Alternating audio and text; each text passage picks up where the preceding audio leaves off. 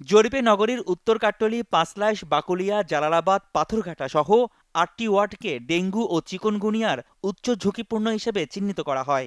এসব এলাকায় মশার বংশবিস্তার রোধে ওষুধ ছেটানো, পরিষ্কার পরিচ্ছন্নতা বজায় রাখা সহ ৪টি সুপারিশও দেওয়া হয় জরিপ প্রতিবেদনে।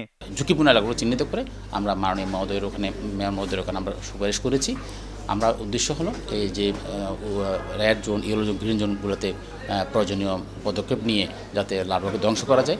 আর লার্ভাকে ধ্বংস হয় তাহলে আমরা আরও বেশি করে আমরা যে অবস্থা আছি, যে একটা কম আছে, আমরা সেটা বজায় রাখতে পারবো। জরিপের তথ্য উপাত্ত পাঠানো হয়েছে সিটি কর্পোরেশনে। এর প্রেক্ষিতে নানা উদ্যোগ নেওয়ার কথা জানান সিটি মেয়র। বাসার আঙিনার মধ্যে কোনো ধরনের এডিস মশার লার্ভা সেখানে পাওয়া গেলে তাদেরকে জেল জরিমানা এগুলি করতে পারবে, এবং গত বছর আমরা করেছি।